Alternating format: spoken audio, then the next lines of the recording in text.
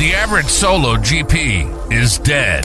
Being handcuffed to a practice that only makes money while you're drilling crushes your freedom. Being trapped at the office is no way to experience life. And doing more fillings and crowns ain't the answer to freedom. Stop it. Freedom comes when your practice makes money without you. Freedom is choosing how many days and how you dental. Ready to forge your freedom? Then keep listening to become a super GP and super CEO. This is the Titanium Practice Podcast with your host, Dr. Stephen Freeman. Let's go. Oh yeah, welcome all you beautiful people. Welcome to what is surely going to be the best episode of the Titanium Practice Podcast yet. I'm your host and personal freedom coach, Dr. Stephen Freeman. Welcome to the show today. Thanks for joining me. I hope everyone is doing well. So I opened up my emails this morning and I just bombarded by emails from people who want to talk about how to grow your practice. Yours inbox probably looks pretty similar to mine. All the wonderful catchy headlines of double your practice, and double your production. And that's the one that kills me. I'm just like, man, double your production. So what we don't really think about as dentists is a lot of the time the business part of that. And because we were never taught. And you hear this all the time, like the amount of business, teaching that we get while we're in dental school is next to nothing. And you hear it all over the place and it's true. And it's one of those things where you don't really think about what's actually happening in your practice, namely because you don't have time to. You don't have time to think about it. You see production and you immediately associate that with more money in your pocket. But the problem is that's not really always the case. Mo money, mo problems sometimes. So, you have to actually think about what it is that you're trying to accomplish. And so my formula, so the freedom formula is very, very simple in my opinion. It's super GP, super CEO equals freedom. That's the freedom formula right there, okay? Because if you want to do anything, if you want to make any significant change to your practice, you have to put in effort. You're going to have to do something different than what you're doing now, and you're going to initially have to work a little bit harder. There's no two ways about it. You just want to be a CEO, that's fine. You got to figure out how to be a CEO, but your profit's going to drop, your take home's going to drop if all you do is go from seeing patients to now not seeing patients but working on the practice. And there's 1,000% ways to improve the practice through systemization and improving things. It's a very valid idea. The problem is that your income's going to drop initially if that's what you choose to do. So when I first ever thought about growing my business, I thought only in terms of revenue. So, and that may sound dumb. Some of you may not have thought about it at all. Some of you may be listening to this and say, well, you're an idiot, and fine. I've been called an idiot a number of times and I do a lot of idiotic things, but here we are. I just keep on swimming and keep on moving forward. But so especially when I first thought about growing the business, the world or the business world of dentistry was very different. It really did look at your production. It didn't really look at your profit. It really did. That's how you sold practices. Is you would take, an average size practice would be sold for roughly 80% of its revenue. You get up closer to $1 million, and now all of a sudden you're talking about something that's probably closer to 90% of revenue, and then at $1 million plus, now you're at closer to 100% of revenue. And my gosh, if you got up to like $4 million in revenue, they'll give you like 120% of your revenue as the sale price. That world is gone. That world does not exist anymore. But when I started to look to grow my business, that was how a practice was sold. And so, you want to start with the end in mind. What is it that you're actually trying to achieve? And at that time, the point was to just be mindful of revenue, because that's how practices were sold back then. And that's what I wanted to do, is I wanted to build a big business and then sell it. My mind is 180 from that now. Okay?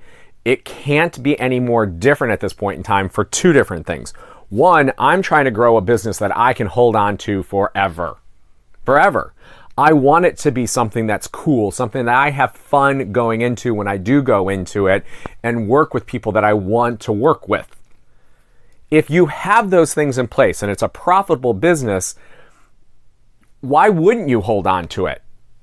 Because you want to try to cash out and get $1 million now? Well, that's all well and dandy if maybe you have some great vehicle to go and put that money into and you cash out. Or maybe you're just done. I mean, you just might be done. There's a lot of bullshit involved in what we do, and I totally get that. And you may just say, I am done. I want out of this now. Cool. Be done with it. Go live your life. Please. You get one spin on this merry-go-round. Make sure you're doing it the way you want to be doing it.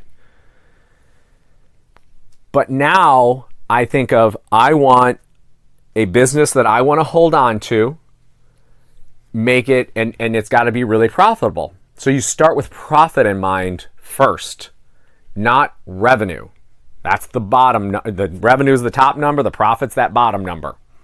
And that is also now how dental businesses are sold at this point in time, is it's based upon essentially your profitability. Term EBITDA. You probably all heard of it, but it's essentially your profit. Okay? So that is where you need to be, because A, that's going to determine your actual true income. And then it's also going to be how you actually end up making a business that you can go and sell whenever you choose to sell it. Whenever you choose to sell it, but you got to start with profit first, which is a podcast episode, and it's also a book by an author named Michael Michalowicz. Probably heard of it. But you start with profit in mind. If that is where you begin building your business from, you're going to have a hell of a business. So that's what I always have front in mind. I want a business that I really, really like. And there's going to be crap in any business that you do. There's going to be stuff you have to deal with. When dealing with people, you're going to deal with crap. It just comes with the territory. You're going to have to do it. So as long as you own a business, you're going to deal with some type of stuff you don't want to deal with. Having said that, generally speaking, you want to make it as fun for you and designed as best as possible to bring you personal fulfillment, but also profit. Profit, profit, profit. Okay? So, I'm not sure if you're aware of this or not, but like I go back to the emails that I was talking about, like double your production. I mean, on the surface, that sounds cool. You immediately start to, break it down and think about what that means. Does that mean twice as much work for you? Holy crap. How much work do you have right now? I don't think anyone who's listening to this right now is sitting around saying, I don't have enough work. And maybe I'm wrong. I could be totally wrong about that. But at the same time, I think you already find yourself overworked. You don't need to be doing more work. In fact, there's almost a lot of the time you leave a lot of dentistry on the table because you don't need it. You'll watch that. Let's watch that. So that it gets to a point where you have no choice but to treat it. Because it's going to get worse. And so you just want to get to the point where, I don't want to mess with this today. I've got enough to do, so I'm not going to treat it today. Heck, you ever looked at one of your treatment plans? or your patient comes in one day and you see what you treatment planned and you look at the x-ray to sit down right before you go into the operatory to do the treatment. You look at the x-ray and said, shit, I wouldn't do that now today. I should have crowned it, or I can't believe I'm doing a crown on this. I probably should have just been doing a filling on it. I mean, you literally change how you feel about some of these patients one day to the next, which I think back a long time ago, 60 Minutes did this whole thing of, sending this lady to like 5 different dentists, and she gets 5 different treatment plans, and they show it on 60 Minutes, and they're just blown away that 5 dentists could have 5 totally different ideas of how to treat this lady. And I'm just like, I bet if she went back to those same 5 dentists and asked them to do the same 5 different, to do the exam again, she might get 5 more responses. I mean, it's just, it's weird how that all affects us. But anyways, you don't want to just double your production. I mean, now you're taking something and just making yourself do more work, and doing more fillings and crowns ain't the answer to freedom. I mean, it's just not. That's not how you are going to get to where you want to be in terms of freedom, especially on PPO prices. Just doing more ain't the answer, okay? But what they're going a roundabout way of saying it, and there's basically 3 ways that you can increase revenue in your practice. All right? So production. How do you increase production? There's only 3 ways to do it. And one of them is increase the number of new patients come in. So that's number 1, increasing the number of new patients that are coming into your office. Most of this is going to deal in some way to do with marketing. Okay? Whether that's internal or external, it doesn't matter. And we're doing some type of marketing. And regardless of what you're doing, you're going to put some money and time and effort into doing that. So to bring new patients in, even though internal marketing is ridiculously less expensive, and I would say, again, when we get to talking about doing marketing for your business, please start with internal marketing. I will just beat this into your heads as best I possibly can for as long as I can. It is not the cool thing. It is not the sexy thing. It's not. I was on TV for a long time, and I paid a ton of money. I at some point in time, we were over $60,000 a month that we were spending on marketing, and I was all over the place, just billboards, TV, the local magazine with, the lifestyle magazines and all that crap. I was all over it, and we were paying a fortune, and we had 1 million people coming to us. I was doing so many implants left and right, but that's cooler. There's no way to describe it. It's cooler to do that than to hand someone movie tickets to say thanks for a referral. And so people get caught up in the cool thing. I mean, it's cooler to be on TV than it is to hand someone movie tickets. So we shy away from that, but holy crap, your ROI is so much better. So much better. And then you create a win-win with your patient. The patient who's coming to you and trusts you. I had the episode of Lagniappe once of giving a little bit extra, and I know they gave something to you. Like if you give movie tickets to someone because they refer someone to your office, you're basically rewarding them for something they've done, and it's not. But I mean, isn't that great? You get to reward one of your customers basically instead of giving it to maybe the local NBC affiliate. I mean, what has the local NBC affiliate ever done for you?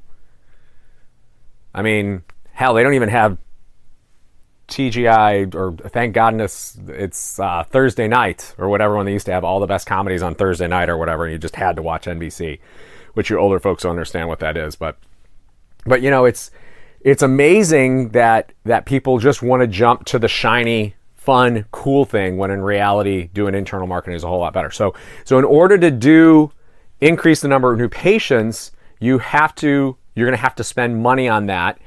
The other option is and again, great podcast topic, answering your phones. You all suck at answering your phones. You do. I used to suck at answering my phones. Thank God I fixed it. I did. But it's almost, once you learn it, it's painful to listen to other offices answer their phones. Did I say almost? 'Cause I don't remember if I said the word almost or not. I'm just going to say it is painful to listen to other offices answer their phones. I cannot stand listening to other offices' phone calls. And that's not just dentistry. It's in general.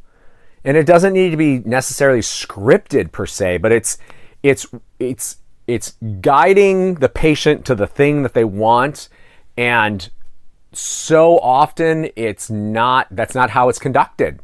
That's not how a phone call is conducted. It's this nebulous, no rhyme or reason, but the point of the phone call is to make the appointment. Make the appointment. That's the whole point of it, and you need to do it as quickly as you can. And the reason I bring this up is because, again, if you want to do a better job of answering your phones, you have to train the team. You have to know what to say in order to train the team. Okay? But that takes time.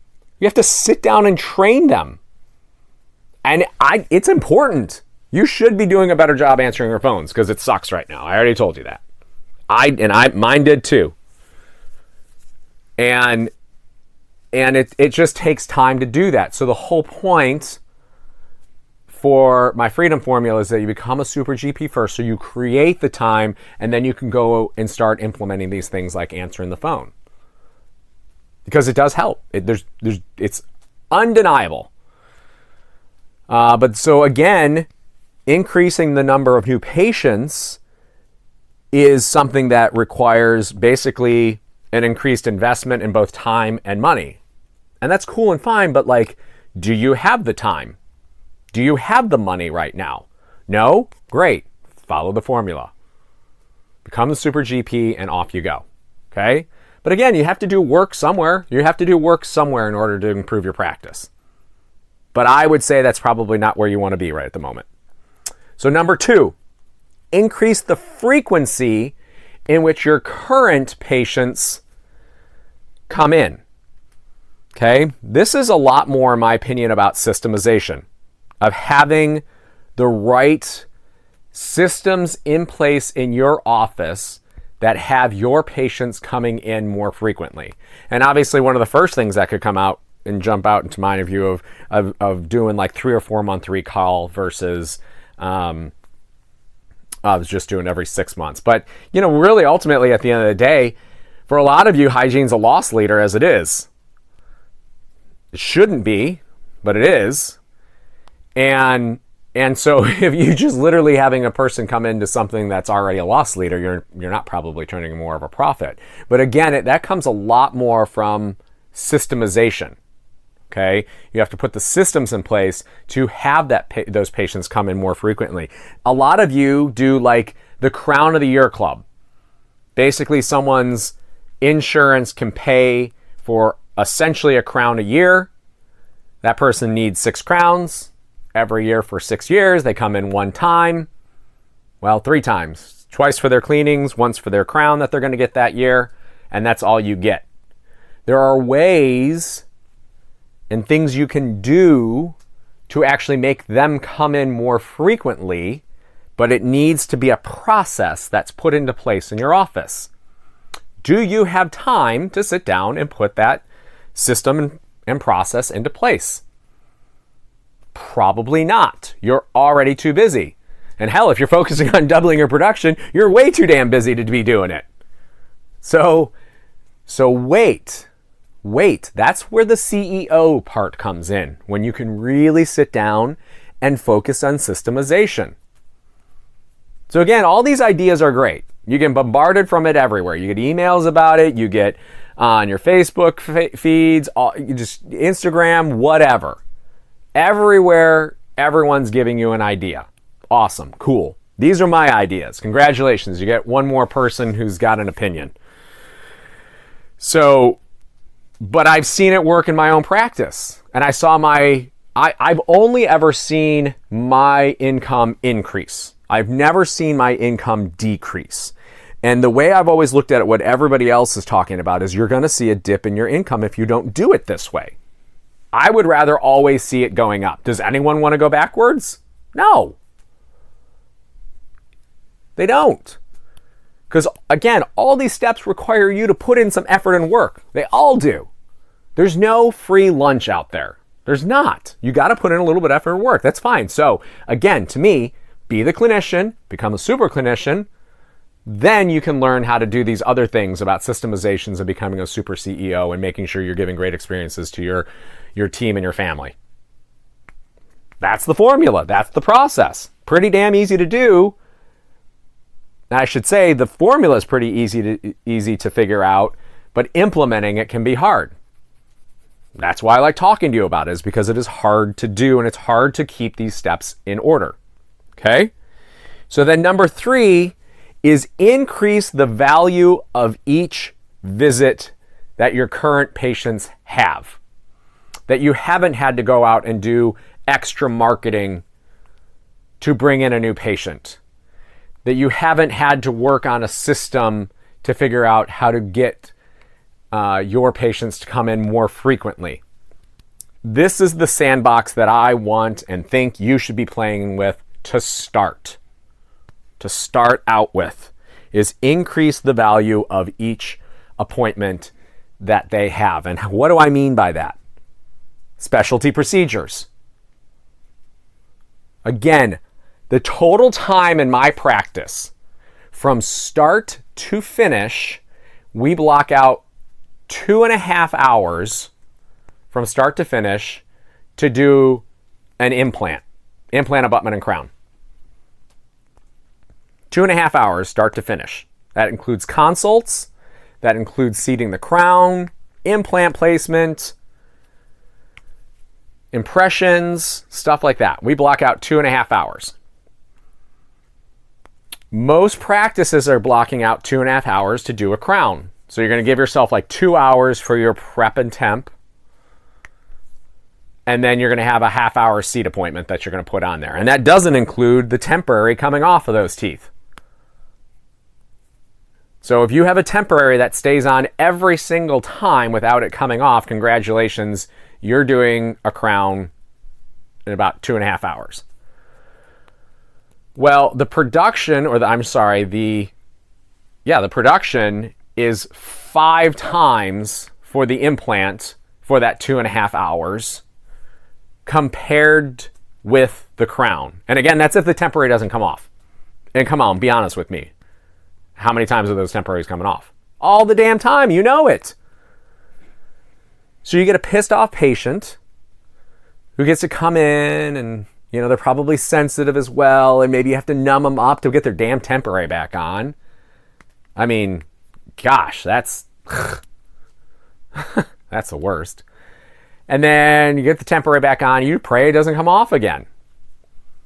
So again, even if everything's run perfectly, you're going to take the same amount of time, 2.5 hours from your crown start to finish, to do it as with an implant. But your revenue is going to be 5x to do the implant. I mean, and that doesn't include if now you're talking about doing implant bridges, which you can absolutely be doing right now. Second molar to second molar to second premolar. Come on. Now, that same amount of time, now you're talking about a ton of money in about the same amount of time. Probably bump it to 3 hours instead of 2.5 for a bridge. Implant bridges are the best. Man, those are amazing revenue days when you can do an implant bridge. I mean, now you're up closer to what? 10 plus X in the same amount of time, almost the same amount of time. I mean, that is, again, the sandbox that I think you should be playing in right now. The waters you should be swimming in are thinking about how you can be creating more value in those visits than you are otherwise. So those are the 3 ways, all right? You can increase the number of patients, increase the frequency of which your current patients come in, or you can increase the dollar amount that they're paying you for that same block of time. Those are the only 3 ways that you can grow revenue. So my whole freedom formula for you is based upon that last one. That's the whole point. Is they're paying you so much more for the same amount of time. That is how you can cut back on days. That is how you create margin of time, margin in your profits. That is where that all comes from. Because you're now doing this, you're doing the same number per se in a day that you're doing right now in 4. So if I can 5x each appointment, I can cut back on 80% of the time you're working. That's the point. So then that frees you then to say, where do I want to go after that? So if I can bring you from 4 or 5 days a week down to 1 day of actually dentaling, every option in the world is on the table for you at that point in time. It's crazy. You can just say, great, I'm going to work 1 day a week and I'm going to play the other 6. Awesome idea. I love that idea. Maybe you really, really enjoy doing this and you want to keep doing it. Awesome. Keep doing it. Maybe you now say, all right, let's crank this bad boy up. I'm really going to dive into systems now and really focus on profitability so that I can increase the frequency of which these patients are coming in, and I can also go and get more patients to come in. Awesome. Great. Let's do that. Let me show you how to do that. And the other thing is then at that point in time, you can say, well, I want to build a giant office, or I want to have some large corporation that I can build up and then ultimately sell. Awesome. Let's do it. That part is open to you. That is your path. That is your journey. That is your story. And that is what you get to do at that point in time. But you cannot do it until you have the freedom. And I don't want to see you get freedom by seeing your income drop first.